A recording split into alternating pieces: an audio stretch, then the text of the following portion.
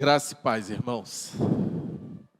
Nós vamos termos ainda um tempo de oração. Eu quero, antes de nós orarmos, se o irmão quiser se aproximar aí de alguém que esteja junto contigo, visitando. Irmãos, nós temos vários motivos de oração. São vários os motivos que nós precisamos orar. Nós temos vários irmãos que estão enfermos na igreja. Precisamos orar por nossa cidade que está enfrentando esse surto de dengue. Orarmos por aqueles que trabalham na área da saúde também da nossa cidade, pelos hospitais da nossa região, pois o problema não está somente aqui na cidade da Campanha, mas o problema tem se estendido em toda a nossa região do sul de Minas e talvez no estado de Minas Gerais. Orarmos, clamarmos a Deus por graça, misericórdia, porque uma vez que a região enfrenta o problema, as cidades não dão conta e muitas outras situações vão se desdobrando, como, por exemplo, falta de leito nos hospitais. Precisamos estar clamando por graça, misericórdia, pedindo que Deus esteja nesse tempo trazendo também direção para aqueles que trabalham na área da saúde, para também os nossos gestores públicos, porque numa hora dessa é o povo que sofre. A gente vai ter esse tempo de oração, orando pela igreja. Irmãos, eu quero, antes de nós orarmos, lembrarmos que no próximo domingo nós teremos a Assembleia Administrativa. Nós precisamos da presença dos membros da igreja. A Assembleia vai estar acontecendo logo após a escola bíblica. Eu sei que para muitos perdeu-se o hábito de vir à igreja pelo domingo de manhã, mas nós precisamos da presença dos irmãos. A escola bíblica começa às 9 horas, 10 horas nós encerramos a escola bíblica e na sequência nós vamos estar realizando a nossa Assembleia Administrativa. Nós não temos realizado a Assembleia Administrativa todos os meses. Nós realizamos a Assembleia Administrativa quando se faz necessário. Nós temos algumas necessidades administrativas para estarmos tratando na igreja.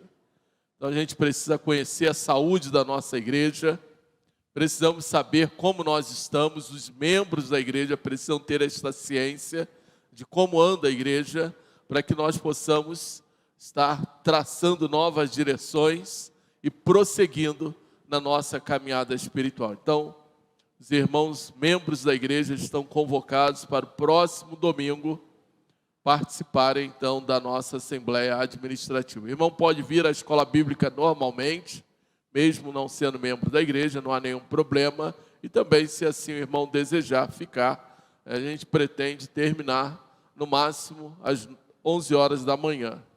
Não vou dizer que vou terminar às 10h30, ou fazer uma assembleia de 20 minutos, porque nós temos alguns assuntos e alguns assuntos acabam se estendendo aí no nosso horário. Mas a nossa pretensão é uma assembleia de 1 hora.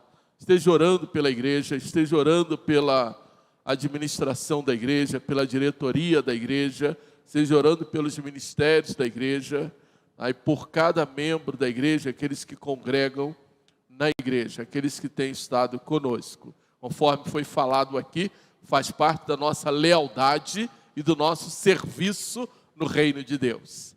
Estarmos aí, então, congregando e também cuidando da administração da casa do Senhor. Vamos orar? Pode se aproximar de alguém, estar intercedendo também junto ao irmão que está ao seu lado. Pai amado, louvado seja o teu santo nome. Obrigado, Senhor, por mais esta noite. Obrigado, Senhor Deus, pelo tempo que tu tem nos dado aqui de adoração, de louvor e de graça. Fala, Senhor, em cada coração que aqui se encontra. Estamos aqui, ó Pai, juntos com o propósito de engrandecermos a Ti. Através das músicas, através dos cânticos, nós rendemos este culto, adoramos, louvamos a Ti, ó Pai. E agora, Senhor, o adoramos ouvindo a Tua voz. ouvindo, ó Pai, aquilo que Tu tem para nos falar aos nossos corações. Muito obrigado, Senhor Deus, pelo tempo, Senhor, que Tu tem nos dado de culto, de adoração e de louvor. Mas nós queremos, Senhor Deus, estar intercedendo por aqueles que também estão enfermos.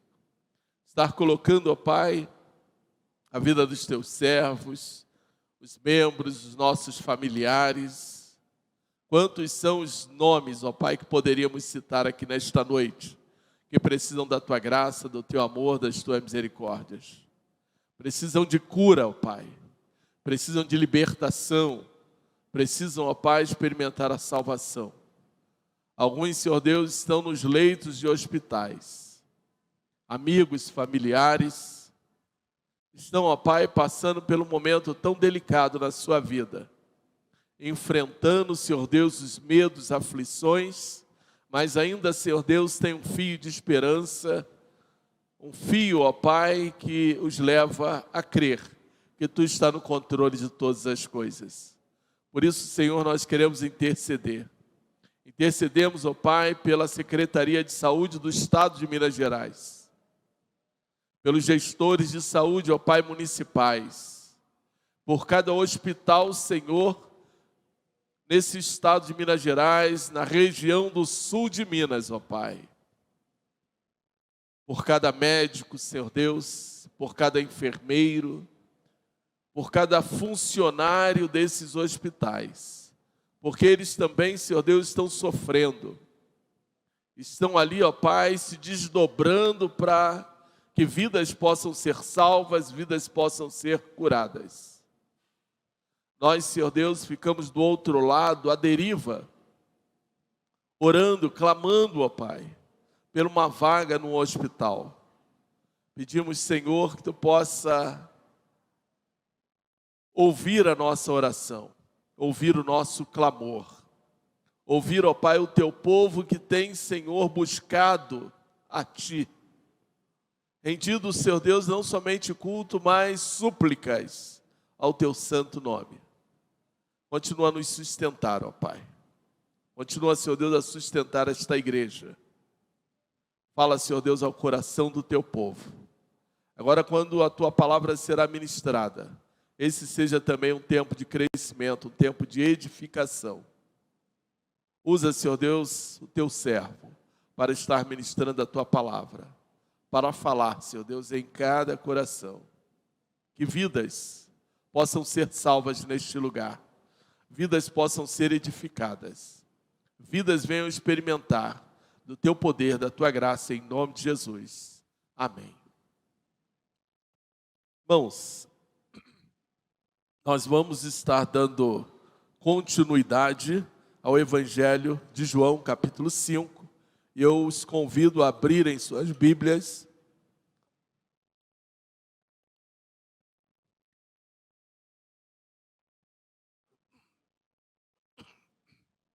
Evangelho de João, capítulo 5.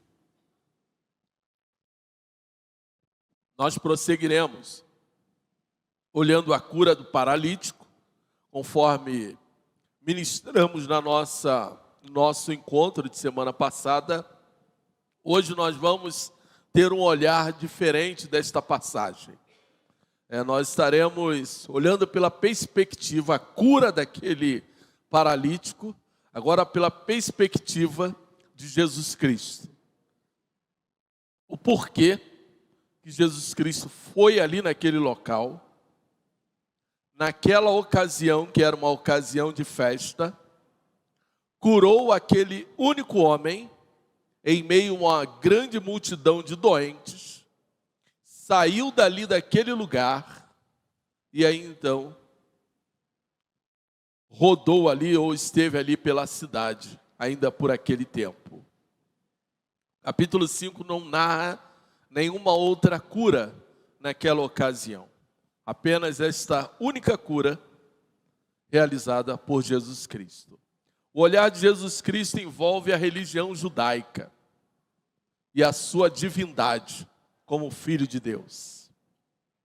Nós vamos compreender um pouco mais essa ação de Deus através do nosso tema, para essa carta, o Criador revela a sua glória na pessoa de Jesus Cristo. Semana passada na leitura do Evangelho de João, nós fizemos a primeira parte, eu fui do versículo 1 ao versículo 5, capítulo 5, do versículo 1 ao versículo 9. Você que está conosco hoje, talvez pela primeira vez, né? O texto narrou então a cura desse homem, um homem que estava há 38 anos sofrendo, e ele então buscava ali naquele poço uma esperança. A gente hoje vai caminhar, a minha intenção é caminhar até o versículo 47. O irmão não se assuste. Nós veremos o testemunho verdadeiro do Filho de Deus. Esse será o tema da nossa passagem, então, para essa estrutura que vai até o versículo 47. Há um detalhe nessa passagem, porque a gente precisa entender que nós temos uma ideia central, que essa é a ideia central do livro, é a mensagem que o Evangelho de João apresenta, quando então nós fazemos a leitura. Deus, o Criador, conforme está lá no versículo 1 do Evangelho de João, ele revelando a sua glória através de Jesus Cristo. Esse é o tema central. E João, ele nos mostra isso lá no capítulo 20, que o propósito é para que você possa crer que Jesus Cristo é o Filho de Deus. Por isso João, então, ele faz toda essa construção deste evangelho especificamente para mostrar ao homem que Jesus Cristo é o Filho de Deus. E esse capítulo 5, ele tem uma riqueza maior. O capítulo 5 não somente fala do milagre no poço de Betesda, como também mostra algo que muitas religiões negam, é a divindade de Jesus Cristo. Jesus Cristo não é somente, vamos entender hoje aqui na nossa exposição, não é somente o Filho de Deus. Por exemplo, eu sou filho do meu pai, o nome do meu pai é Newton, mas quando Jesus Cristo se apresenta como Filho de Deus, nós acabamos de cantar, essa expressão é muito mais do que ser um filho. Então, nosso tema é o testemunho verdadeiro do Filho de Deus. E também mostrar aos irmãos que somente Deus pode fazer o impossível em sua vida. Eu vou fazer a leitura aqui mais uma vez, dos versículos 1 ao versículo 9, para a gente poder entender um pouquinho. Eu não vou voltar em toda a explicação.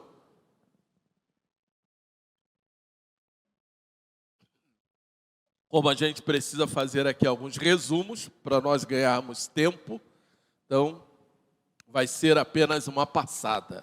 Versículo 1 diz assim do capítulo 5. Passadas essas coisas, havia uma festa dos judeus, e Jesus foi para Jerusalém. Existe ali junto ao portão das ovelhas um tanque chamado em hebraico Betesda, o qual tem 5 pórticos. Nesse jazia uma multidão de enfermos, cegos, coxos e paralíticos, esperando que a água se movesse, porque um anjo descia de tempos em tempos, agitando-a. E o primeiro a entrar no tanque, uma vez agitada a água, sarava de qualquer doença que tivesse. Estava ali um homem enfermo, havia 38 anos. Jesus, vendo-o deitado e sabendo que estava assim havia muito tempo, perguntou: você quer ser curado? O enfermo respondeu: Senhor, não tenho ninguém que me ponha no tanque quando a água é agitada. Quando tento entrar, outro enfermo chega antes de mim. Então Jesus lhe disse: levanta-se, pegue o seu leito e ande. Imediatamente o homem se viu curado, pegando o leito, começou a andar, e aquele dia era sábado. Então esse texto nos mostrou que aquele homem vivia um profundo sentimento de desilusão, caminhava sem esperança, estava sofrendo há 38 anos. Imagine você, alguém ser levado por 38 anos a um lugar e durante todo dia ele ficar ali esperando algo acontecer numa água e ele ser colocado ali naquela água e experimentar uma cura de uma enfermidade. Eu não vou entrar aqui nos detalhes do texto, nós já compartilhamos semana passada, você pode acessar o canal da igreja no YouTube, tem uma mensagem, segue lá na nossa playlist. Na nossa playlist tem ali as 18 mensagens que já foram pregadas até então. Hoje é a 20ª mensagem, então tem 19 mensagens. Mas esse homem, ele teve que lidar com algo a mais. Ele teve que lidar com os seus conflitos. Não era só a sua enfermidade. Ele tinha que lidar com o problema da religiosidade.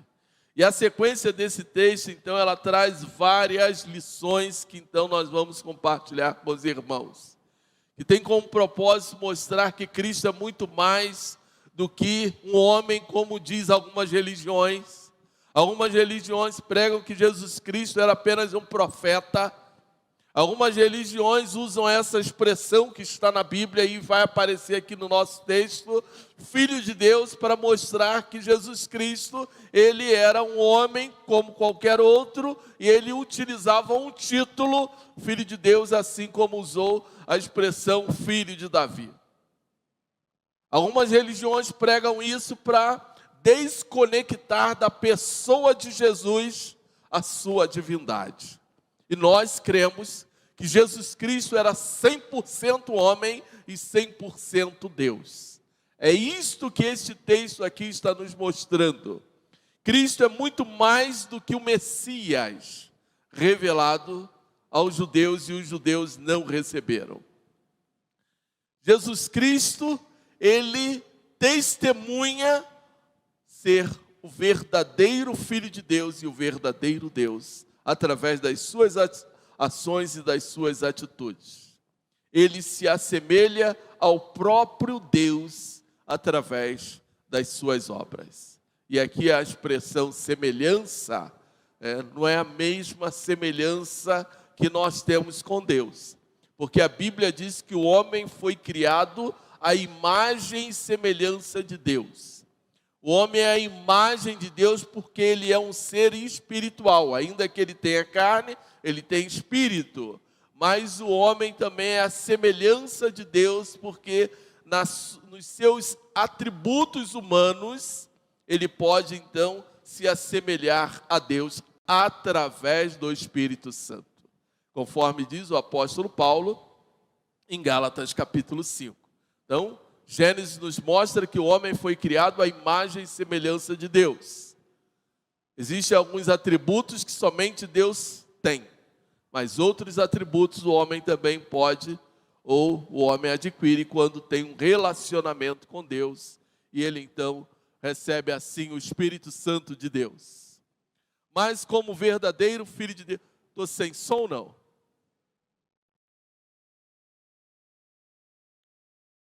Confere aí para mim. Ok. Mas como verdadeiro Filho de Deus, o homem, ou melhor, Cristo, ele atua no coração do homem. Então vamos partir para a nossa caminhada, ainda que ela seja um pouco mais superficial. Eu quero trazer então para os irmãos algumas lições da divindade de Jesus Cristo e o que o texto nos ensina. A primeira lição da divindade de Jesus Cristo é sobre a sua religiosidade, que ela se contrapõe com a religiosidade humana. E aquilo então que os judeus questionavam, os judeus, por tantas vezes, eles confrontaram com Jesus Cristo. Então, a religiosidade humana e o sábado judaico. Eu vou voltar no versículo 9, para nós podermos entender aqui alguns aspectos. E esse versículo 9, ele faz aí uma transição com a primeira parte dos versículos de 1 a 8 e a sua sequência. Imediatamente, o homem se viu curado e, pegando o leito, começou a andar. E aí o texto bíblico diz, e aquele dia era sábado, ou seja, era o Shabá hebraico. Por isso os judeus disseram ao que tinha sido curado, é sábado. E neste dia você não tem permissão para carregar o seu leito. Ao que lhes respondeu, o mesmo que me curou me disse, pegue o seu leito e ande. Perguntaram-lhe, quem é o homem que disse a você, pegue o seu leito e ande? Aquele que tinha sido curado não soube responder, porque Jesus tinha se retirado por haver muita gente naquele lugar. O homem foi curado após um sofrimento, uma amargura, carregou um peso. Por 38 anos, o homem vivia uma angústia. E conforme eu falei semana passada, nós temos aqui uma crendice, nós temos aqui algo que envolvia mais o paganismo do que uma cultura judaica. Aquele mesmo poço, aquele mesmo local era também usado por culturas pagãs, para que se creia, então, que um anjo descia ali naquele lugar e a água, então, era movida de tempo em tempo e quem entrasse primeiro na água seria curado. Aqui havia um mito e muitos criam, por isso ali estava uma grande multidão esperando a sua vez, esperando a sua oportunidade. E este homem vivia nesta angústia e o lamento dele, quando Jesus pergunta se ele desejava ser curado, e eu, semana passada, eu fui bem enfático aí com esta frase, você quer ser curado? Para mostrar para os irmãos, né? E esta frase, ela tem algumas aplicações diferentes também na nossa realidade, em nossas vidas, mas aquele homem, ele responde com o seu sofrimento, responde com o seu lamento, com a sua dor. Olha, eu não tenho ninguém para me ajudar, eu não tenho ninguém aqui para me colocar na água, quando a água, então, é agitada. O homem vivia em torno, então, de um ritual. Esse é a cultura humana, é o ritual humano, é o sofrimento dele. Agora, ele entra num outro aspecto. Esse problema ele já tinha resolvido. Agora vinha o problema da religiosidade. Ele tinha que lidar agora com o problema da religiosidade. É muito proposital o local onde ele foi curado. Conforme eu falei semana passada, Jesus Cristo não colocou ele na água, retornando ele àquela cultura pagã. Jesus Cristo simplesmente curou ele, tirando ele daquele ritual pagão, daquela cultura pagã, daquela crendice pagã, para levar aquele homem a uma outra realidade. Jesus Cristo agora também rompe um outro aspecto na vida daquele homem. Aquele dia era o sábado, era o Shabá. Um dia tão importante naquela cultura judaica. E aí então, Jesus Cristo fala para aquele homem, pega o seu leito e ande. E imediatamente esse homem entra num conflito. O sábado não foi criado simplesmente para que o homem o adorasse. Há muitas religiões que vivem em torno deste mito, como se o sábado se torna um sagrado para que ele adore. E há várias práticas no meio evangélico que são motivos de adoração. O homem se perde naquilo que deve ser o maior, que deve estar acima de determinados princípios. O homem, ele está ali para separar um tempo, assim Deus o fez, para que naquele dia ele buscasse o Senhor. O sábado, ele deveria ser visto então desta forma, e não em torno de legalismo. que mantém o homem atrofiado.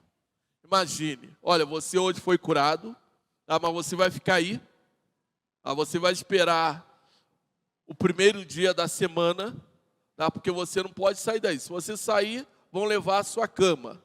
Então você fica por aí, guarda a sua cama, porque não pode carregar a sua cama, então você fica por aí nesse teu problema. Amanhã você sai, tu vai para a tua casa e vai resolver a sua vida. Jesus Cristo falou o contrário para ele. Pega o seu leite e anda, porque olha, o que eu te dei é muito mais do que simplesmente você guardar um dia. A tua salvação é muito maior do que os valores religiosos que atrofiam a sua vida.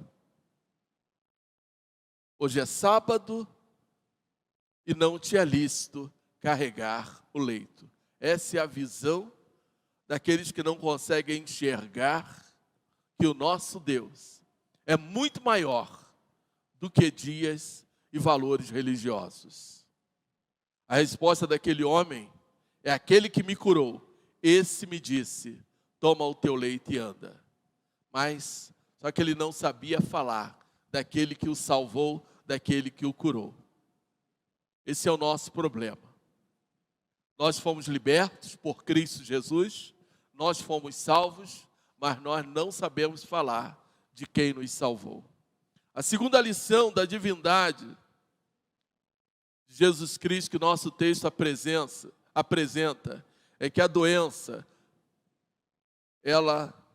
às vezes ela é vista como uma perspectiva de pecado. Versículos 14 a 16 diz assim: mais tarde Jesus o encontrou no templo e ele disse: olhe, você foi curado, não peques mais para que não lhe aconteça coisa pior. O homem se retirou e disse aos judeus que tinha sido Jesus quem o havia curado. E por isso os judeus perseguiam Jesus, porque fazia essas coisas no sábado. A doença, em muitas ocasiões, ela é vista por uma perspectiva de pecado. Esse homem, ele encontra Jesus no templo. Jesus, naquele momento, ele exerce a sua onisciência, um atributo que só Deus tem. Ele alerta aquele homem para que não pecasses mais, para que algo pior não lhe acontecesse. Era muito comum naquela época crer que uma doença, uma enfermidade ou um mal que alguém tivesse era resultado de pecado. Mas nós entendemos que nem tudo isso, nem toda enfermidade é resultado de pecado. Entenda isso. Nem todo problema é resultado de pecado. Tem aí o texto a história de Jó para você entender melhor ainda. Essa é uma boa ilustração para você poder compreender que nem toda doença é resultado de pecado ou aponta para pecado. Mas, especificamente neste homem, e nós não sabemos, o texto bíblico não nos apresenta o porquê, Jesus Cristo mostrou que a sua enfermidade era resultado de pecado. O apóstolo Paulo, lá em 1 Coríntios, capítulo 11, ele fala que é por isso que há muitos doentes entre vós, e até mesmo alguns já partiram. Isso é o que Paulo também está falando, está colocando. Mas são textos específicos que não podem ser utilizados como uma prática ou uma doutrina. Tá? Nós precisamos entender as nossas lutas, os nossos problemas dentro do nosso próprio contexto. Mas na perspectiva de Jesus, a doença daquele homem então estava associada ao pecado, e aí há um confronto. As palavras de Jesus Cristo nos mostram que aquele homem precisava agora ter novas atitudes, porque ele estava experimentando algo novo em sua vida. Ele estava agora tendo uma nova experiência, tanto pessoal quanto espiritual. Ele foi liberto daquele mal. E quando Jesus Cristo aponta para que algo pior não te aconteça, o que Jesus Cristo nos fala é sobre o juízo. Não é que ele iria perder a salvação, Não, é porque a maldição poderia estar sobre ele. Deus te libertou, Deus te salvou. Não volte ao lamaçal. O apóstolo Pedro nos fala isso na sua carta. Não retorne. E Pedro usa uma expressão forte. Não seja como o cão que volte ao vômito. O que o texto está nos mostrando é que as nossas lutas, os nossos problemas, os nossos conflitos, eles têm algumas consequências, ou eles são resultado de algumas consequências. Mas nós precisamos, quando saímos dela, louvarmos e glorificarmos a Deus, olharmos para frente para podermos prosseguir naquele que nos salvou, em obediência àquele que nos salvou. E cada um de nós sabemos as nossas lutas, os nossos sofrimentos, os nossos conflitos. A gente sabe por onde nós andamos. Por isso precisa ser entendido de uma maneira muito pessoal, para que você não venha, talvez, ficar frustrado. Então, estou passando por isso por causa disto? Eu não sei. O que eu posso te dizer é que quando nós enfrentamos uma luta, quando nós enfrentamos um momento difícil na nossa vida, o que nós precisamos é orar e clamar por graça e misericórdia ao Senhor. Nem todos de nós entraremos no exemplo bíblico do rei Ezequias, quando então ele fica enfermo e Deus levanta o profeta Isaías para ir lá falar com ele. Não importa a situação, não importa as circunstâncias, continue crendo no poder de Deus. É como a música aí que foi cantada, a canção que foi cantada, creia apenas no milagre. Essa precisa ser a sua perspectiva, porque ela é pessoal. Apenas coloque diante de Deus, coloque diante do Senhor. Tenha certeza disso. Essa semana, em nossas orações, nas nossas madrugadas, Deus nos falou e eu já compartilhei essa mensagem, essa palavra que Deus nos falou aí com outras pessoas. Salmo 116, se for possível, Salmo 116. Amo o Senhor porque Ele ouve a minha voz e as minhas súplicas, porque inclinou para mim os seus ouvidos. Eu o invocarei por toda a minha vida. Laços de morte me cercaram e angústias do inferno se apoderaram de mim. Fiquei aflito e triste, então invoquei o nome do Senhor. Ó Senhor, livra a minha alma. Essa é a oração que nós precisamos fazer no momento de dor, no momento difícil. A nossa terceira lição da divindade de Jesus Cristo nos fala sobre o testemunho de Jesus Cristo. Seu testemunho tanto pessoal quanto também daqueles que esperavam o Messias. Versículo 17 ao versículo 18. Mas Jesus lhes disse: meu Pai trabalha até agora, e eu trabalho também. Por isso os judeus cada vez mais queriam matá-lo, porque além de desrespeitar o sábado, também dizia que Deus era seu próprio Pai, fazendo-se igual a Deus. O problema dos judeus não estava somente na opressão do Império Romano. Os judeus que sofriam, os judeus que muitas das vezes levavam chibatadas dos soldados romanos, eles não se importavam tanto com isto. Eles não estavam preocupados com a fome do povo, eles não estavam preocupados na marginalização dos doentes, não estavam preocupados no abandono das viúvas, dos órfãos nas ruas,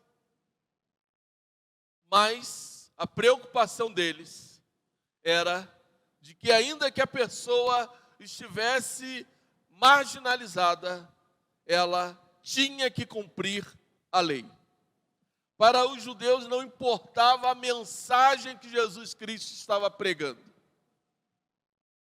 mas Jesus Cristo tinha que cumprir a lei. Não importava os milagres realizados, Jesus Cristo tinha que cumprir a lei. Não importava se Jesus Cristo estava ressuscitando ou fazendo o impossível. Ele tinha que cumprir a lei. Ainda que essas ações de Jesus Cristo demonstravam o cumprimento das Escrituras, ser ele o Messias, conforme já havia reconhecido Nicodemos, ainda assim esses homens questionavam. O simples não guardar os rituais da lei era uma blasfêmia para os judeus. Ele cura no sábado, ele se iguala a Deus. Isso, para eles, era uma blasfêmia. E o texto diz que então eles continuavam a perseguir Jesus. O que Jesus Cristo havia mostrado para eles é que Deus testemunhava o seu nome através das suas ações. Nós já vimos algumas curas sendo realizadas, essa é a terceiro milagre narrado por João, mas ainda assim, milagres que demonstram a ação de Deus, demonstram a divindade de Deus na pessoa de Jesus Cristo, onisciência, onipresença, na cura do filho do oficial. Agora Jesus Cristo demonstra a sua onisciência. Ele sabia o porquê que aquele homem carregava aquela doença. Jesus Cristo cura o filho do oficial à distância. E agora, ele, por simplesmente falar que o meu Pai trabalha até agora e eu também trabalho, ou seja, Jesus Cristo está fazendo ou cumprindo aquilo que Deus o havia ordenado. E o que Deus estava fazendo? Realizando a sua obra. Da mesma forma, Jesus Cristo realizava a obra de Deus. Irmãos, nós precisamos entender que Deus nos chamou também para realizarmos a sua obra. Nós, como servos de Deus, estamos aqui não somente para nos tornarmos modelos, mas para fazermos a obra de Deus. E muitas das vezes, nós nos omitimos em fazer a obra de Deus, conforme já foi falado nesta noite. Por isso precisamos viver nesta lealdade ao Filho de Deus. Ainda que para os judeus, as palavras de Jesus Cristo, ele se iguala a Deus. Na verdade, Jesus Cristo demonstrava ser o próprio Deus. Não é somente ser igual, é eu dizer eu sou parecido com meu Pai. Não é somente o Lucas e o Levi ser parecido com o Tadeu, não é somente isto. É muito mais do que isso. É porque eles são a mesma pessoa. É isso que o texto está nos mostrando. Porque a obra que Jesus realizava é a obra de Deus. Por isso ele realiza aquilo que Deus faz. Há uma expressão bem conhecida, e muitas das vezes nós falamos, né? Filho de peixe, peixinho é. Ou seja, o Lucas e Levi, filho do Tadeu, mas não é o Tadeu. Mas Jesus Cristo, em suas palavras, é muito mais do que semelhante.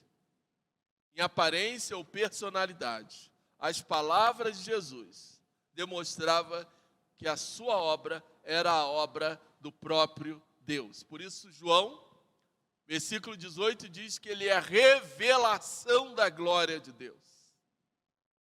Ele é a majestade, ele é a glória, ele é a ação de Deus.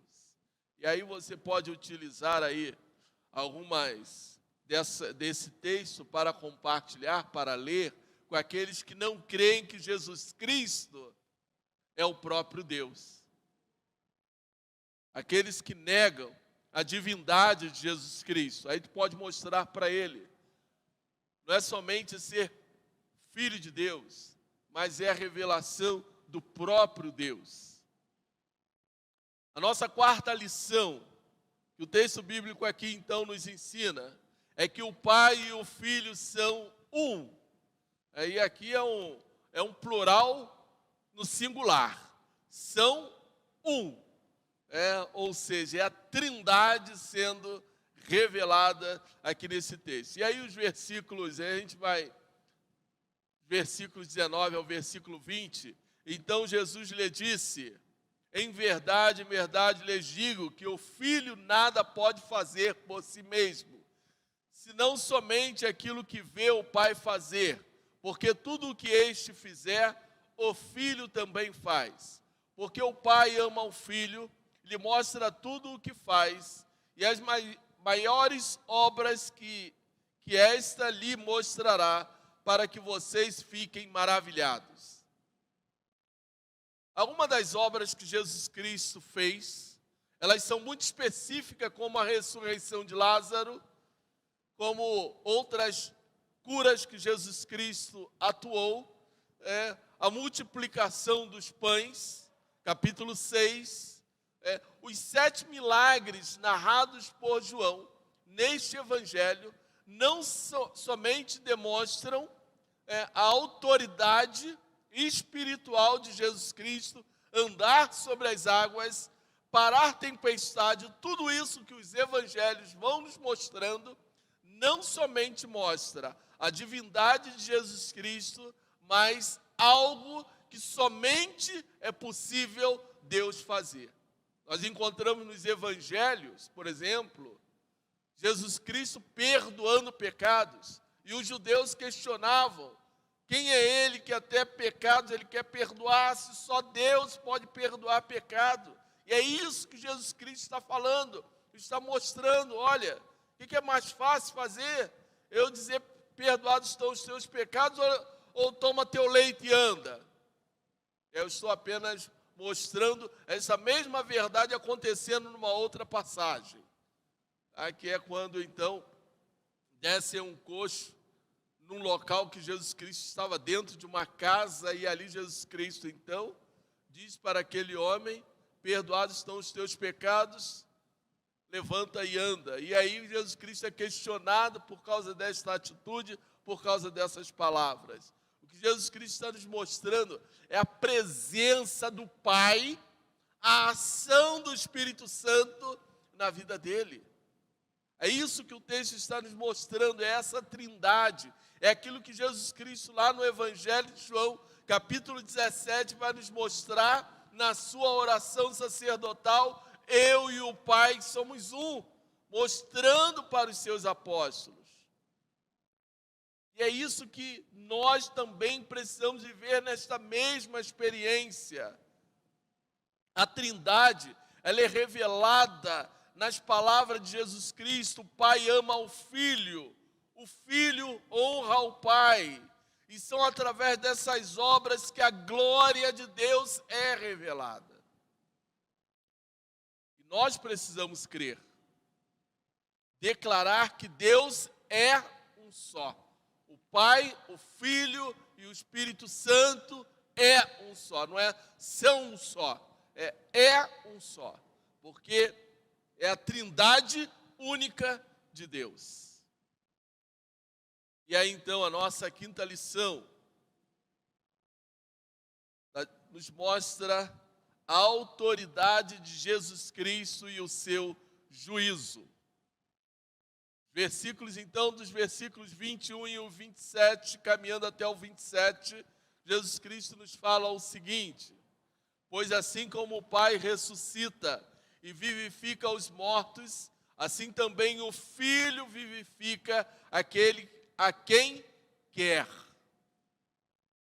E o Pai não julga ninguém, mas confiou todo julgamento ao Filho, para que todos os que honrem o Filho, assim como honraram o Pai, quem não honra o Filho, não honra o Pai que o enviou. Em verdade, verdade lhes digo, que quem ouve a minha palavra e crê naquele que me enviou, tem a vida eterna. Não entra em juízo, mas passou da morte para a vida. Em verdade lhes digo que vem a hora, e já chegou, em que os mortos ouvirão a voz do Filho de Deus, e os que a ouvirem viverão. Porque assim como o Pai tem vida em si mesmo, também concedeu ao Filho ter vida em si mesmo. E lhe deu autoridade para julgar, porque é o Filho do homem. Não fiquem maravilhados com isso, porque vem a hora em que todos os que se acham nos túmulos ouvirão a voz dele e sairão. Os que tiverem feito o bem para a ressurreição da vida, e os que tiverem praticado o mal para a ressurreição do juízo. Os judeus criam na ressurreição, na ressurreição dos últimos dias. E eles criam também que Deus iria julgar. Deus que seria o juiz, aquele que então estaria julgando os mortos. E Jesus Cristo agora está declarando que Deus deu autoridade para o Filho para trazer este julgamento, para trazer este juízo, para dar ressurreição àqueles que morreram crendo no seu nome. E aí então nós temos aqui, o Pai ressuscita e vivifica os mortos. Assim também o Filho vivifica a quem quer. Ele mostra a profecia do Velho Testamento e aponta para o Apocalipse, para o dia do juízo. Mas quem vai estar para julgar tanto os salvos e os não salvos é o próprio Filho de Deus, que é o próprio Deus, que é o próprio Jesus Cristo. E aí é o versículo 29. Jesus fala de algo que somente Deus é capaz de fazer: dar a vida aos mortos, trazer o juízo. Os judeus, ainda que esperassem o juízo de Deus, no último dia, ainda não havia compreendido que cabia no dia da ressurreição ao Filho de Deus trazer esse juízo. E essa é a revelação que Jesus Cristo estava fazendo para aqueles homens, para aqueles judeus. Pois o juízo estava reservado ao Filho de Deus. E aí então, os salvos, conforme diz aqui o último versículo, os que tiverem feito o bem para a ressurreição da vida eterna, e os que tiverem praticado o mal para a ressurreição do juízo, ou seja, de condenação eterna. É isso que Jesus Cristo então traz aqui. Somente Deus é capaz de nos conceder esta vida eterna. E nós precisamos lembrar da promessa que Cristo nos fez. E essa promessa está condicionada em crer em Jesus Cristo, crer na sua obra, crer e ouvir aquilo que Ele tem nos falado. Pois ao Filho de Deus cabe julgar a todos os homens. E aí você pode voltar aí. Quem não honra o Filho, versículo 23, não honra o Pai que o enviou. E parafraseando, quem não crer em Jesus Cristo como Filho de Deus, tem negado a Deus como seu Criador. E aí então, chegando à nossa sexta lição da divindade de Jesus Cristo, nós temos então o testemunho do próprio Jesus. Eu vou agora um pouco mais devagar. Eu nada posso fazer por mim mesmo, assim como ouço, Assim como ouço, julgo. Meu juízo é justo, porque não procuro a minha própria vontade, e assim daquele que me enviou. Se eu dou testemunho a respeito de mim mesmo, o meu testemunho não é verdadeiro. Outro é o que dá testemunho a respeito de mim, e sei que o testemunho que ele dá a respeito de mim é verdadeiro. Vocês mandaram mensageiros a João, e ele deu testemunho da verdade. Eu, porém, não recebo testemunho humano, mas digo essas coisas para que vocês sejam salvos. João era a lâmpada que estava acesa e iluminava, e por algum tempo vocês quiseram se alegrar com a sua luz.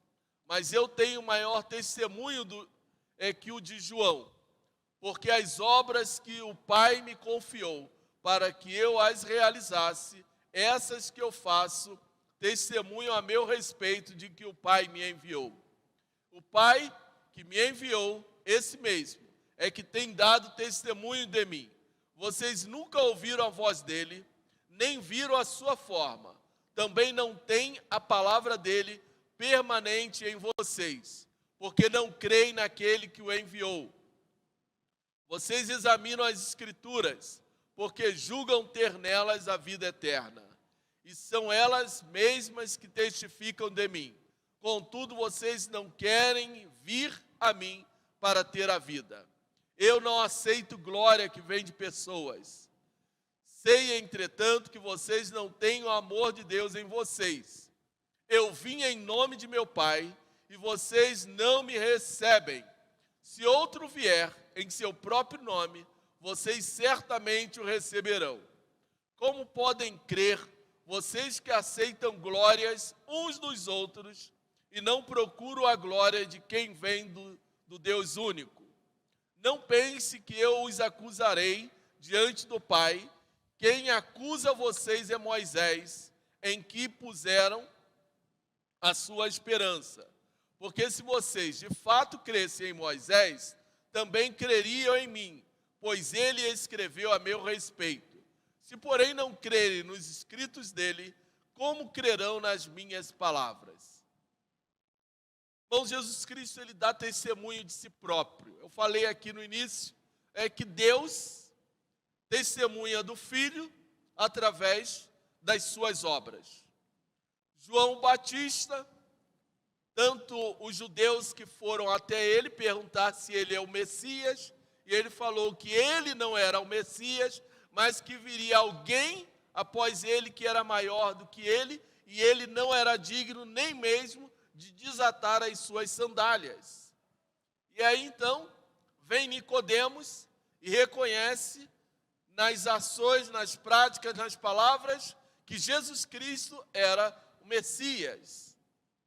E Jesus Cristo passa, através das suas ações, é claro que nós não podemos somente se restringir aqui no Evangelho de João, precisamos olhar para algo um pouco maior, ampliar a nossa visão nos outros evangelhos, para nós podermos entender que a obra que Jesus Cristo estava fazendo era muito mais ampla. O próprio João nos fala que se ele tivesse escrito tudo que Jesus Cristo havia feito, não caberia num livro. Então nós não estamos somente em 3 milagres, mas muitas coisas Jesus Cristo já vinha fazendo, por isso ele está falando, olha, vocês não creem nas obras que eu faço. Então, vocês, se tivessem vindo outra pessoa falando de si próprio, vocês talvez estavam crendo. Mas eu que vim e falo em nome do Pai, vocês não creem. O que Jesus Cristo então estava mostrando, que as obras que ele fazia apontava para o Pai, e ainda assim eles não criam. Criam na lei, Moisés apontou para Cristo, e ainda assim eles não creram. Deuteronômio capítulo 18, versículo 15, quando Moisés também aponta para um profeta que seria maior do que ele. O que Jesus Cristo está nos mostrando, através desta passagem, do versículo 30 ao versículo 47, toda esta passagem é que ele é muito mais do que nós podemos compreender. O Pai testifica dele, os judeus não creem. João testificou dele, os judeus não creram. As suas obras testificam de si próprio e ainda assim os judeus não creem. Irmãos, que nós precisamos entender, o que nós precisamos compreender, é que para nós cabe apenas crer em Jesus Cristo como Filho de Deus, crer no seu testemunho e crer que o seu testemunho é verdadeiro. Versículo 44 diz assim, como podem crer vocês que aceitam glória uns dos outros e não procuram a glória que vem do Deus único? Então não pense que eu os acusarei diante do Pai. Quem acusa vocês é Moisés, em quem puseram a sua esperança. A mensagem que tem sido pregada é essa mensagem que tem sobre cada um de nós, porque nós temos ouvido e talvez nós não estamos vivendo a altura da mensagem que nós temos ouvido, da mensagem que tem sido pregada. Eu quero concluir te dizendo o seguinte: nós não devemos estar vivendo apenas uma vida religiosa, cheia de rituais e, às vezes, embutido nesses rituais, uma cultura pagã, que não vai nos levar a lugar nenhum. Ainda que as nossas ações, os nossos erros, os nossos pecados tenham um peso de juízo de Deus ou da ira de Deus, nós ainda temos a oportunidade de alcançar o perdão de Deus. Porque nós podemos dobrar o nosso joelho e confessarmos os nossos pecados, porque Ele é fiel e justo para nos perdoar. Nós temos um testemunho, que a Bíblia é o nosso testemunho. A Bíblia é a verdade que nós temos. E a cada dia ela nos confronta com Jesus Cristo, a nossa única esperança. E nós, que temos aceitado a Jesus Cristo como nosso Senhor, como nosso Salvador, precisamos viver de acordo com a nossa fé. Porque Jesus Cristo, Ele tem autoridade sobre cada um de nós. Ele tem autoridade para nos dar a vida e também para nos trazer a morte. Por isso, precisamos viver de maneira que agrademos a Ele. Ainda que não somos assim tão perfeitos, mas que o nosso viver, a nossa caminhada, seja para louvor e glória do Senhor. Para que possamos experimentar a bênção, a graça e a misericórdia de Deus sobre a nossa vida a cada dia. Amém? Deus nos abençoe, que a graça e a misericórdia do Senhor seja sobre as nossas vidas, sobre cada um dos seus servos. Vamos nos colocar em pé, nós vamos estar orando.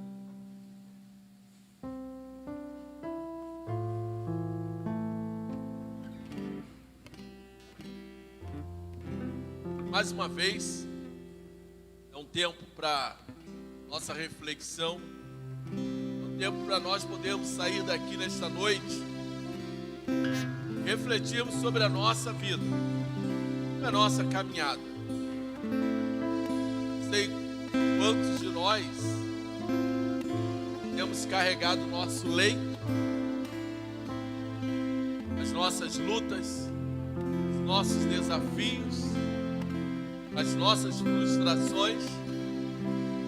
Quantos de nós temos enfrentado práticas e mais práticas de religiosidade que nos sufocam? Quantos de nós precisamos ir ao Senhor, como diz Mateus capítulo 11, vinde a mim, vós que estáis cansados e atribulados, e eu vos aliviarei. Não sei quantos têm sofrido, não sei quantos têm caminhado machucado, precisando de conforto, precisando de paz, precisando da graça e da misericórdia do Senhor.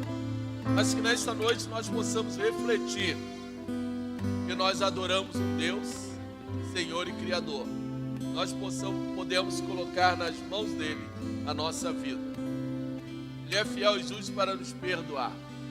Nós podemos colocar nas suas mãos, no seu altar, quem nós somos e pedir para que Ele possa ministrar sobre os nossos corações, trazer sobre cada um de nós a sua paz, a sua graça, o seu cuidado, que nós possamos experimentar esta salvação em Cristo Jesus. Pai amado, louvado seja o teu santo nome, Pai. Tu és Senhor, Criador dos céus e da terra. Tu és o nosso Deus, aquele que revelou, ó Pai, a sua glória através do teu Filho Jesus Cristo para nos dar a esperança de uma vida eterna, a esperança da salvação, Pai. Um dia, Senhor, nós cremos no teu Filho Jesus Cristo como nosso Senhor e o nosso Salvador. Mas talvez, Senhor Deus, nós temos tropeçado em alguns momentos da nossa vida. Nós temos, ó Pai, talvez fraquejado. Mas eu quero, Senhor Deus, nesta noite, pedir, ó Pai, que Tu traga neste lugar perdão, restauração, Tu traga cura, ó Pai, sobre a Tua igreja, sobre a vida dos Teus servos. Fale em cada coração, Senhor, que se encontra nesta noite. Ministra com poder, com a graça, com a autoridade do Teu Santo Espírito. Que o nosso coração agora, Senhor, seja quebrantado e restaurado para a honra e glória do Teu santo nome, Pai. Mais uma vez, ó Pai, eu quero pedir que Tu venha estar tocando em cada coração que se encontra nesta noite, ministrando com o Teu poder. Que a autoridade do Teu Espírito Santo, ó Pai, esteja sobre este lugar, sobre a Tua igreja. Pai amado, que haja mover, ó Pai, de vidas transformadas, possam experimentar restauração, cura, libertação e salvação em nome de Jesus. Amém. Obrigado, Senhor Deus, por esta noite. Obrigado por este culto, por este tempo de louvor, adoração, por esse tempo de graça. Dá, ó Pai, uma semana na Tua presença, uma semana de bênção, de comunhão contigo, Pai. Ser conosco, ser com a Tua igreja em nome de Jesus. Amém. Com o amor do nosso Deus, a graça salvadora do nosso Senhor Jesus Cristo, o Santo Espírito, esteja nos abençoando e nos dando uma boa semana em nome de Jesus. Amém. Deus abençoe a todos e tenham todos uma boa semana em nome de Jesus.